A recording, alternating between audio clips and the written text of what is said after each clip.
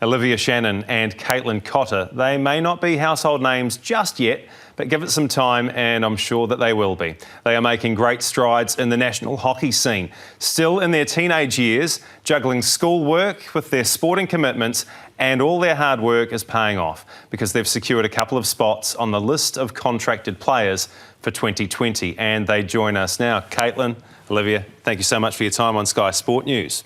Now, the 26-player squad, it's a really good mix of youth and experience. Caitlin, we'll start with you. How did you feel when you knew that you were going to be involved in that squad for 2020? It was pretty crazy just finding out that I'll be playing with a lot of my idols who I've looked up to for years, like ball girled for them on the sideline and just watched them. It's pretty crazy. Olivia, what about for yourself? Because obviously you've had experience being contracted before. Yeah, it's always a good feeling to know that you're back in the team. Yeah, you never know where you sit with the team, and to see those older girls back in the mix as well, it's cool to have that experience, and obviously Caitlin as well back in the team. Like, we've played all our hockey together, so to have her back in the team, well, in the team now, it's really cool. Caitlin, you talk about playing with some of your idols. I'm assuming some of those idols might be the likes of Gemma McCaw and Kayla Whitelock, who have been included in the team, perhaps surprisingly so to some people. What do you think you can learn from the likes of them? Yeah, definitely. So they've got so much experience. I've played over 200 caps for New Zealand or so, and it's just going to be cool to learn off them and just experience maybe some of the things that they have. Now, talking just previously, what kind of experience have you had with Kayla?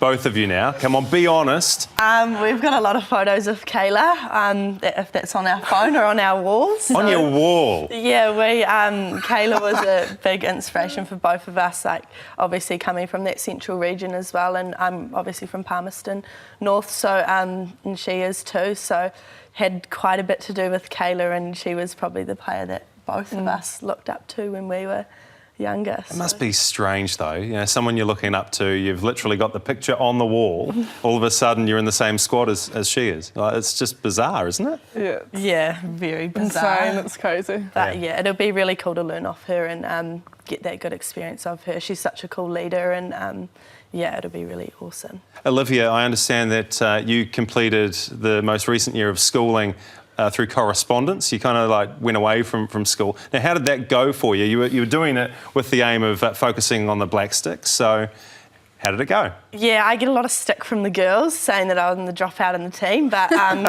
but it's all good. I guess it was trying to get that balance right between school and hockey, and I didn't quite nail that, and you can always learn from it, and that's what I'm doing now, so I can learn from what I didn't do this year, and then hopefully next year I can kind of incorporate those learnings and really get a good understanding of how to get my balance right between that study and training. How did you come to the decision? Like, was it something that you spoke about with friends and family, coaches?